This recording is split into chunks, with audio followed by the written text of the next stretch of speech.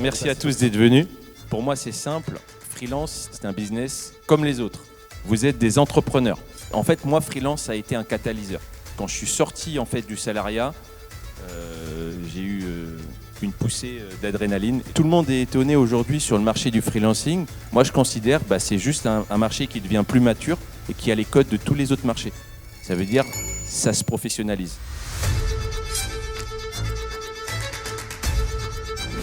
Si je prends 10 000 heures pour être expert sur un sujet et que ces 10 000 heures elles me rapportent tant et que 90% il est mal géré parce que je n'étais pas été à cette formation, il faut prendre et investir du temps pour gérer son argent si on en fait.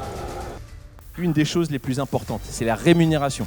En SASU, vous avez 82% de cotisation sociale. En EURL, vous avez 45%. Donc, si on se rémunère au pif, ça coûte extrêmement cher. Sauf que ce qui est dommage, c'est que jusqu'à preuve du contraire, profitez-en, l'État vous laisse choisir comment et combien vous vous rémunérez. Est-ce qu'on est d'accord là-dessus ? Les cotisations sociales sont parmi les plus élevées au monde. Si vous passez à côté d'une stratégie de rémunération, on ne peut pas avoir une bonne rentabilité. On pense que le comptable va optimiser. On paye un comptable, il va s'en occuper. Alors bon, je ne sais pas combien vous payez votre comptable. Généralement, c'est entre 150 et 200 euros par mois. Si déjà il fait la compta, on est bien. Donc, il n'est pas du tout là pour optimiser. Il n'est pas là non plus pour vous former. Ça, il faut être très pragmatique là-dessus. Je vais vous faire peur, mais c'est très important. Je vois souvent des très mauvais conseils. Des comptables qui vous donnent des mauvais conseils. J'ai sauvé beaucoup de clients là-dessus.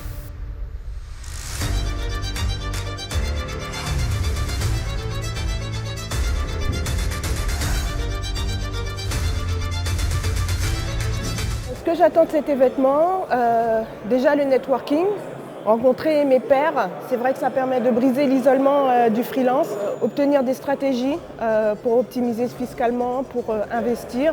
Donc Samir nous a vraiment partagé des éléments très intéressants sur lesquels j'aimerais approfondir et aller plus loin. Ça permet vraiment d'avoir un aspect en fait, sur le business et sur l'état du marché et avoir une vision, on va dire, plus long terme et plus développée du freelancing.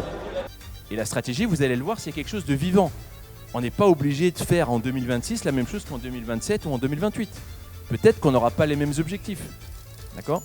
Mais pour le moment où on parle maintenant, si vous n'êtes pas optimisé, si vous n'avez pas la bonne stratégie de rémunération, le meilleur moment, c'est maintenant. Vous connaissez le dicton. Sinon, le deuxième meilleur moment, c'était il y a 10 ans. Le jour où je ne vais pas à ma mission, j'ai quoi ? 0. Si j'ai des actions, si j'ai de l'immobilier, si j'ai des parts dans un autre business qui est en train de tourner, si je ne suis pas là, il se passe quoi ? Ça continue. Le temps et l'inflation rendent toujours plus riches les détenteurs d'actifs et toujours plus pauvres les travailleurs et les épargnants. Ça, c'est nouveau, c'est très très important. J'insiste là-dessus. Avant, on pouvait se couvrir en épargnant. Aujourd'hui, on s'appauvrit. Tout le monde me suit là-dessus ou pas ? Que le monde dans lequel on vit aujourd'hui, que ce soit au niveau économique et géopolitique, que ça va s'améliorer. Si vous voulez mon avis, ça va même se détériorer. Et peut-être même rapidement. Ça veut dire que celui qui travaille et épargne, il est du mauvais côté de la barrière. Je sais que c'est incroyable de le dire, mais c'est comme ça.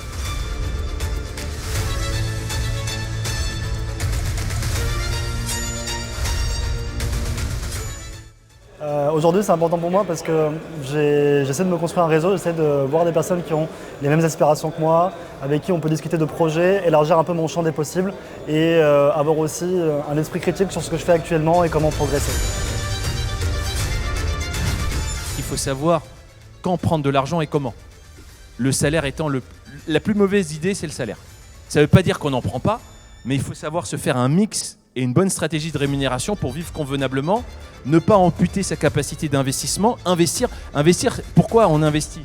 Pour que demain, on arrête de se poser des questions. Si demain, j'ai envie de me sortir 4 ou 5 000, je le fais. Donc l'or, moi, j'en parle depuis des années. Pourquoi c'est super important ?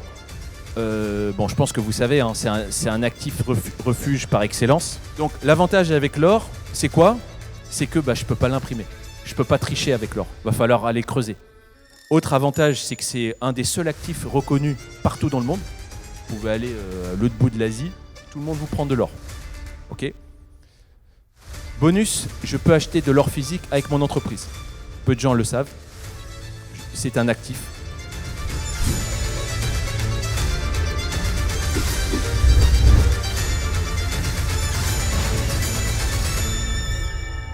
Comme je vous ai dit, c'est l'approche globale qui va faire la différence. Il n'y a pas une manière de faire.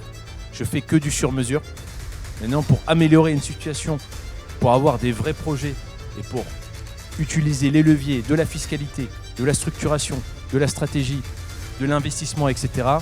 Là oui, on peut faire des belles choses et on le fera pour vous